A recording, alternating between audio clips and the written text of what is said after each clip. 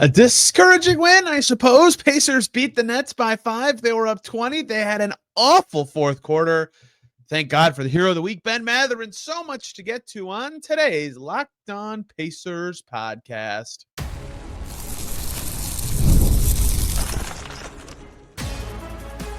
You are Locked On Pacers, your daily Indiana Pacers podcast, part of the Locked On Podcast Network, your team every day. What up, y'all? Happy Sunday/weekend, and welcome into another edition of the Locked On Pacers podcast, where we, of course, talk about the escape artists, the Indiana Pacers. As always, my name is Tony East. I cover the team for Forbes, and today, another day, another game, another close win for the Pacers, who beat the Nets by 5, 108-103. This game had zero business being a 5-point game, and in many ways was kind of a humorous game. It went against everything that's happened for the Pacers of late and everything that I like to talk about with these two-game sets. But the Pacers do win. They were pretty dang good for about 40 minutes of this game, and they were just god-awful atrocious for the other 8. I mean, like, one of their worst 8-minute stretches of the season. Fortunately, they were good enough in the rest to get it done and earn win number 4 in a row. 41 wins for the Pacers. They will now finish this season at least 500 and are one Bulls loss away from securing top 9 in the Eastern Conference. Here's what I mean by some hilarious things about this game before I get into any specifics, because unfortunately the place to start for the Pacers is the poor stretch that made this game not exciting. You know, it's funny, like, thinking about this week the Pacers just played, right? Monday against Minnesota, everyone would argue the Pacers played well, right? Given who was available, the result that they got on the road against a team that had won 8 games in a row. But it was a comeback win, right? Dallas, in that game, in Indy, the Pacers had to come back to win. And it was a let's say, not necessarily inclined to win Mavericks team. And the Pacers snuck it out late with a comeback win. Then the Pacers played the Nets, the same team they just beat, on Thursday, and the Pacers were losing late, and they had to come back to win. This time the Pacers won, and they were up by 20 entering the fourth quarter. So, in theory, they played better in this game than either of their last 2 games. In fact, I don't think it's that hard to say, with their rotation healthy, or most of their rotation healthy, because Haliburton's missed some games. With their rotation healthy, this might be the most good minutes they've played in like 2 weeks since they played like Milwaukee at home, or even a game before. Who did they play right before that? They played really well in that. I can't remember. Oh yeah, the Houston game they had at home before Haliburton got hurt on the road trip, right? Like, this was, for 40 minutes, the best they've played since then. However, this close win felt way different than the last 4 for the Pacers, because in those ones, the Pacers came back. They had resilience and fight and had to find solutions and found them. In this one, they just tripped all over themselves and flung things around and made a mess. But they did so well for the rest of the game that it didn't matter, right? The perception of a close game is very interesting, right? The direction you take to get there is fascinating. So I will tell you right now, I think healthy-ish rotation, this is probably the most good minutes the Pacers have had in a game in a while, and yet it feels awful because they were terrible in the fourth quarter of this game. The other funny point, they did it. They won 2 in a row against the same team in the same location. That's hard. I've talked about that a lot. They just lost 2 in a row in the same location to Atlanta. So in some ways, a little bit, I will give them credit for that. I've always talked about how hard that is. So unfortunately for the Pacers, who again did probably put in 40 good minutes. The first 3 quarters were good. They were up 90-70 at the end of that portion. And then the last 4 minutes of this game, they went from up 1 to up 5. And I think their lead was a little higher than 5. At one point late, I can't remember. Yes, it was 6 with 11 seconds to go. 7 with 11 seconds to go. Like, they did good things. Yeah, 9 in the final minute. Wow, I can't talk. They were up 9 in the final minute. They did play well in the last 4 minutes. So I would say they played 40 good minutes. Unfortunately, the 8 minutes are what everybody's going to want to talk about, because it was awful. It was truly awful. The Pacers entered this fourth quarter up 20, 90-70. They just played a fantastic third quarter. Great defense, held the Nets to 18. They had just scored over 60 the last 2 periods. It looked like, Tyrese Haliburton was back and playing pretty well. Like, it looked like they had it, and then they gave up a 21-2 run. What?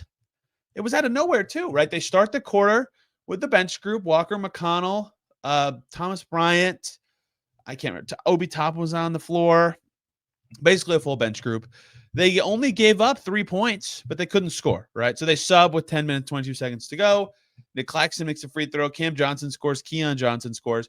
And then something that everybody just forgot about when they were complaining about this stretch, the Pacers did, in fact, take a timeout during this stretch. The Nets were on an 8-0 run. This stretch did nothing. The Pacers had already made subs, so they had Turner and Nesmith on the floor, and Haliburton and Nembhard. So almost a full starting five on the floor. Didn't matter. Nembhard misses a shot. Toppin misses a three. The only made basket the Pacers had during this 21-2 stretch was a sick Obi Toppin 360 dunk. But until the 4:30 mark of the fourth quarter, the Pacers just made that shot. Missed Siakam 3, missed Haliburton runner, missed Haliburton 3, missed Siakam turnaround 9-footer, another missed Siakam 3, the missed Toppin 3 I already said, a missed Turner 3, 4 turnovers in the stretch, a missed Thomas Bryant 3, and a Jarris Walker offensive foul. Like, they just played awful offense. Terrible. Every single thing that they were doing was not working. I'm going to try to find the stats I tweeted instead of just re-looking them up, but I believe in the fourth quarter, the Pacers went 5 for 17 with 6 turnovers, and 4 of their makes came in the final 4 minutes of the quarter. They sucked on offense to start this quarter, and 6 turnovers was almost half their total for the whole game, right? That was something they were wanting to take pride in. They just had this dreadful turnover game Thursday. If they just clean that up, things will be going great. And they finished this one with 13. That's much better. But they were doing great until the fourth quarter, in which they had 6 of the 13. They only had 7 through 3 quarters, and then had 6 in just the fourth quarter. So for some reason, unbeknownst to me, regardless of who was on the floor, they made a sub. They made a lot of subs early. Out of a bad bench group, regardless of when they took timeout during an 8-0 run or a second 13-0 run, they just couldn't get out of their own way. They couldn't make anything. They forgot how to play together. It was awful. It was terrible. It was truly one of the worst statement stretches they've had this season. 2 points in 8 minutes is just awful, right? I'm not saying giving up 21 and it's good. It's just okay. Like, they only conceded, I think, 33 in the fourth. That's a high number, but it's not like so crazy awful. They just could not score. Made no sense. In comes the hero, Ben Mathurin, for the week to save the day. Comes in for Aaron Nesmith with 4:29 to go. Scores on his very first possession, cuts into the lane, and Siakam hit him for a floater. And then the Pacers scored very quickly again via a Siakam basket, and then very quickly again after that, about a minute later, via 2 more Siakam free throws, and they had the Nets at arm's length away to close it out. It still was ugly, right? They were up 7 with 30 seconds to go, and then had a Tyrese Haliburton tried to throw it off someone's back and ended up turning it over, and they missed some free throws and could not get out of their own way, right? There was a chance this one got worse until a Nets away from the play foul gave the game back to the Pacers on the final possession, but they did get enough when Mathurin came back in, right? He's had this closer dog monster week where just nobody can stay in front of him. The way they were playing in this game was fine for the first 36 minutes. And then they found a different gear, the one they've had all week, for the last 4. The Pacers played, again, 40 good minutes of basketball in this game with different groups mostly. Their full bench groups or largely bench groups stunk again, mostly on defense, I thought, in this game. We'll get to more specifics about this game in a second. But man, oh man, was that stretch awful, and in a lot of ways revealing. Like, they showed their butt on that one. They've had trouble putting together full games. They've had trouble being in good positions in the fourth quarter. It felt like for a second, hey, maybe a normal game, maybe a mature win. It wasn't. They just have been incapable of that. They're plus 18 in this 4-game win streak right now, as close as it gets, right? 4.5 points per win. Just needs to be better. Pascal Siakam, talking to Pat Boylan on the post-game mic, says we just got closer than we liked. We've got to continue to learn. They do have to continue to learn how to finish those games and lock in a little bit more. And they've done that this season before, right? But you think back to the Celtics game in early October, they were up huge in that one, gave up a big lead. It's happened to them too often. Carlisle said very quickly in his press conference, we made some mistakes. Tyrese Haliburton said they have not had a normal basketball game of late, right? They all are aware of what's happening. The results are great. They've won 6 of 7. Sweet. In a playoff race, that's great. It's just been really weird. And this one felt backwards, like I said, because instead of showing resiliency, they showed whatever you'd consider the opposite of that in this game, and tripped all over themselves late. Fortunately, they built up a huge lead before that. So it does suck for the Pacers that the story of this game is their fourth quarter, because they were quite good for the rest of the game. I mean, I know the Nets aren't awesome, but I mean, the Nets throw some unique defenses at you, and Cam Johnson's okay, and Jalen Wilson's making shots, and Keon Johnson's been making shots in the series, and Trendon Watford played pretty good and pretty spirited after what happened. Pacers were up 9 at halftime, and we're shooting 40% from three. And to me, there were two kind of branching stories of the game. We'll get to one here and one in the second segment.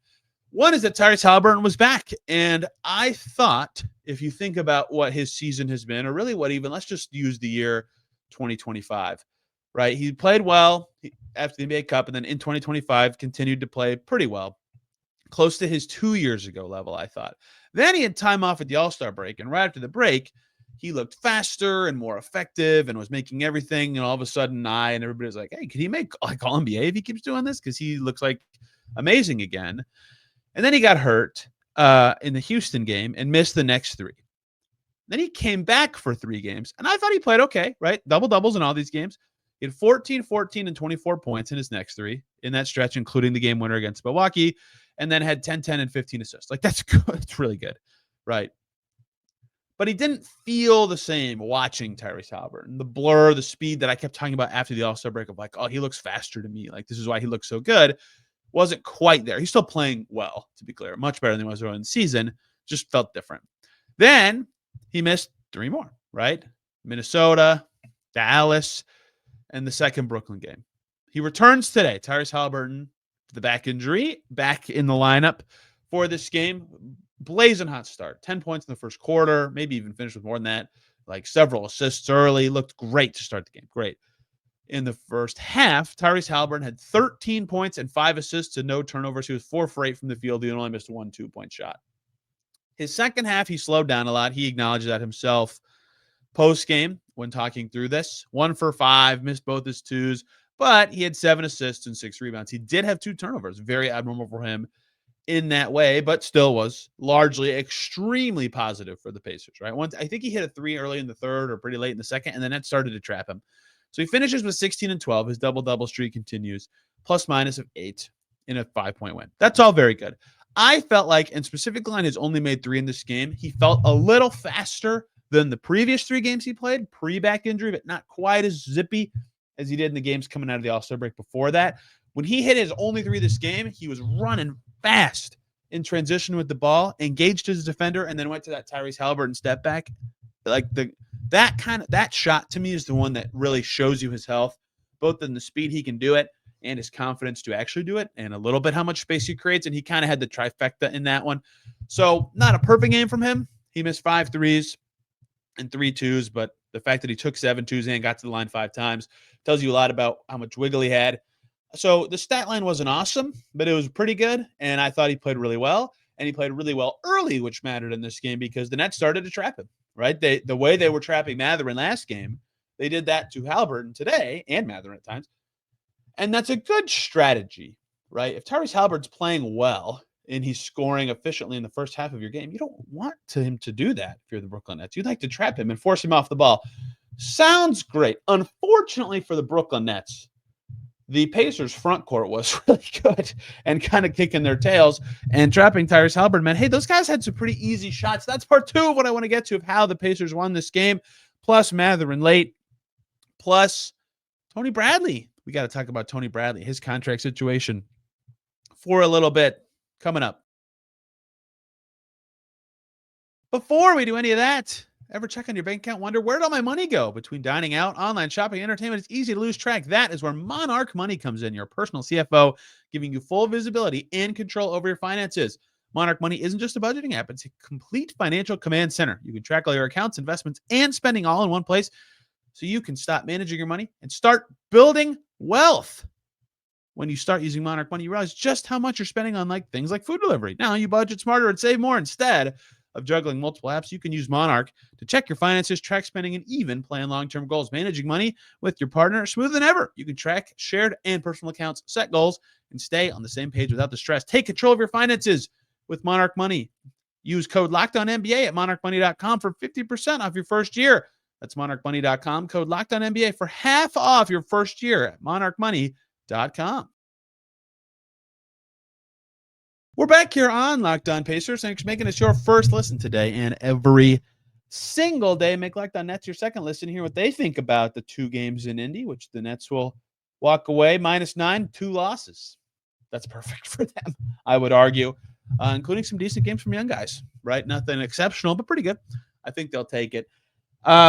Pacers win. Their front court was dominant in a lot of moments of this game and in different ways, right? This shows the variety of struggles teams can have against these guys. Pascal Siakam, 9 for 15 on twos, 5 for 7 from the foul line, recovering from a game where he looked much less solid scoring the ball, his worst scoring game of the season, both in efficiency and in output. On Thursday against the same Nets team, comes out 20 shot attempts and 7 free throws. He was not going to be denied this time. The Pacers, I thought, did a better job, one, of getting it to him when he got to those early post seals or when they just identified he had a small on him. Two, Haliburton traps made it easy for them to get the ball to Siakam, and he not only took advantage of that via scoring, but also like moving the ball, getting off of it, getting other guys involved. 6 assists for Pascal Siakam in this game. Pacers were moving the ball really well, 32 assists in this game, despite only scoring 108 points. That's good stuff. 26 for Siakam, 6 assists, 3 boards. He was plus 12. Nobody else better than plus 8 for the Pacers in this game. And again, in a 5-point win, that means they were -7 in the 14 minutes he did not play. Some of that was that the bench was not very good. Some of that was Siakam was exceptional. Without him, the Pacers were missing quite a bit. So a lot of it was that Siakam is quite good, and the Nets don't really have the perfect answer for him. They have a lot of scrawnier, wingier, whatever you want to say, forwards. And Claxton was guarding Myles Turner in this game. So that gave him chances to score in a lot of matchups. But he also just did a lot better at getting to his moves. Like maybe it was the 5 and 7, who knows, but he just didn't have the same pizzazz, oomph, whatever you want to say. I always use those words when I don't have the perfect way to describe what was going on. But on Thursday night, I didn't feel like he had any of those things. And it did feel like it in this one. And maybe that's a very results-based way of looking at it. But guess what? When you have that many points, it's very easy to look at the results and say, hey, things were better. But Pascal Siakam was very good, I thought, in this game. And a lot of it comes down to what he was doing and the Pacers were doing early. And a lot of it comes down to those double teams going to Tyrese Haliburton and allowing him to get off the ball and get others involved. That often led to front court success. In fact, almost always, the trapper was a front court player. Andrew Nembhard and Aaron Nesmith combined for 11 shot attempts. Both Turner and Siakam had more than that. Turner almost took as many threes as that, and well-deserved. He was being guarded by Claxton, and Claxton is a good defender, but was more willing to jump into the lane to stop, whatever happened when Haliburton got doubled or whenever there was a screen with Turner. And, you could see the way that the Nets wanted to defend pick and rolls on the very first Pacers basket. Andrew Nembhard just dribbles to the right instead of going towards the rim. He draws 2 Nets defenders, flings it to Myles Turner. Myles Turner scores right at the basket for the first points of the game. They wanted to get the ball handler to get rid of the ball. Pacers say, okay, we'll pass it a million times. So we do. So Turner, the way that the Nets were defending and the way that he was reading the defense, got open for a lot of threes, 10 of them, in fact. He made 5 of them. That's often going to be a good game right there, full stop. He also made 3 of his 4 twos, 22 points, 3 blocks, 8 rebounds. Really nice night for Myles Turner, doing all the things that make him specifically effective to the Pacers and in general effective as a player. In total, the Pacers front court did a wonderful job of making shots, obviously, but playing well and reacting to the way the Nets were covering the Pacers, right? And that was very important. They were not going to let the guards get really going in this one, especially after Ben Mathurin just kicked their butts 2 days ago. And the front court took advantage of that. 48 combined out of the Pacers, 108 for those 2 guys, and they were both very efficient from the field. That was much needed from those 2, from Turner and Siakam, to get it done for the Pacers. Ben Mathurin was great again. 5 for 9, 13 points. He had to switch his role a little bit because Haliburton's back and the Pacers played different, but late, chips are down, games being played different. It's tough for Haliburton to get going with the doubles coming. Someone's got to step up. Here he is. It's Bennedict Mathurin, who can just run right into a cracked defense and score this week. It's been very easy for him. 6 points in the fourth for Ben Mathurin. Exceptional close once again. What a week he just had. I mean, he was awesome in crunch time and 3 clutch wins. Like, that is a great week. And he was good against Minnesota, but didn't play in crunch time because he got ejected. He had 22 points before that. He would have had much more, obviously, had he finished out the game. That was very important again. What a week for him. And good defense in the clutch from Ben Mathurin, I thought, as well. Those were the standout performers. Lots of guys did important things here and there. Andrew Nembhard, 7 assists, no turnovers. That's good. The Pacers really want that ball movement from him when they can get it. Obi Toppin, filling in with other lineups, did well as a scorer and rebounder in this game. TJ McConnell made his shots. 4 of his 5 went in, and he had 4 assists. So just 1 turnover. That's a very good game from him, plus 2 steals. The bench in general, though, struggled for the Pacers. Their defense was really rough. Their offensive output, especially in terms of efficiency, was pretty good. Thomas Bryant 0 for 2, whatever. It's 2 shots. Jarris Walker missed his only look. Like, you can't bellyache over 0 for 3 from those guys combined. And other than that, the Pacers were 50% from their second unit, right? That they're right there, but they couldn't stop them at all. Like, the Nets went on a run late in the first and at times in the late third early fourth, not late third, because that bench group was struggling so much on the defensive end. It felt like, I can't remember which Atlanta game. I want to say the first one, when the scoring margin of the benches was like 22-50 in favor of the Hawks. That's what it felt like today, where even though their minutes were fine and Mathurin played well late, but that was playing alongside starters, that they just couldn't get any stops. It was really holding them back. And the Nets bench didn't have any crazy things. I mean, Trent Watford had 26 points, but his defense wasn't that great either. They just couldn't get enough stops at all. And it really held back their effectiveness and forced some different than normal, let's say, lineup situations. So Mathurin definitely got in there in different situations. He was actually fifth on the team in minutes. He played more than Aaron Nesmith in this one. And rightly so. He was better than Aaron Nesmith in this game. But it was ugly. And the Pacers found a way to win ugly after winning even more ugly all week.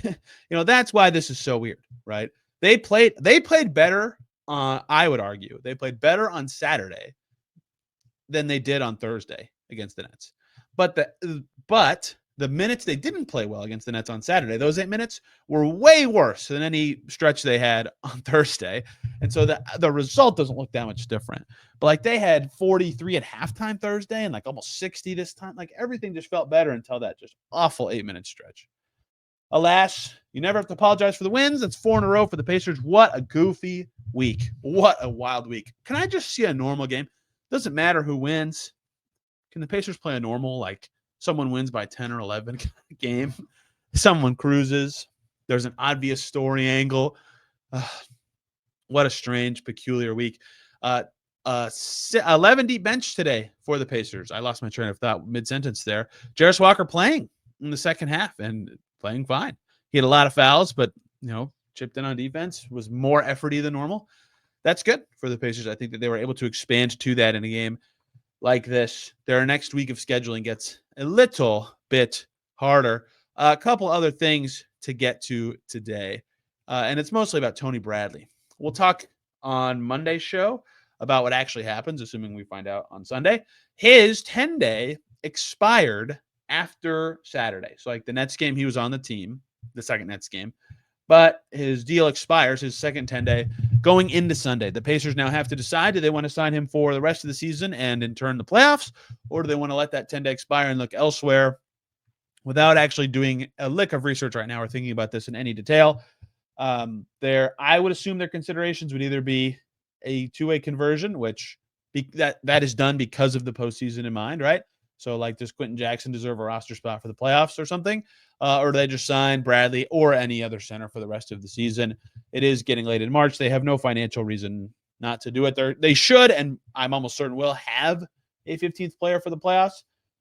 And I think they've acknowledged by both their mouths and their transactions that they want it to be a center.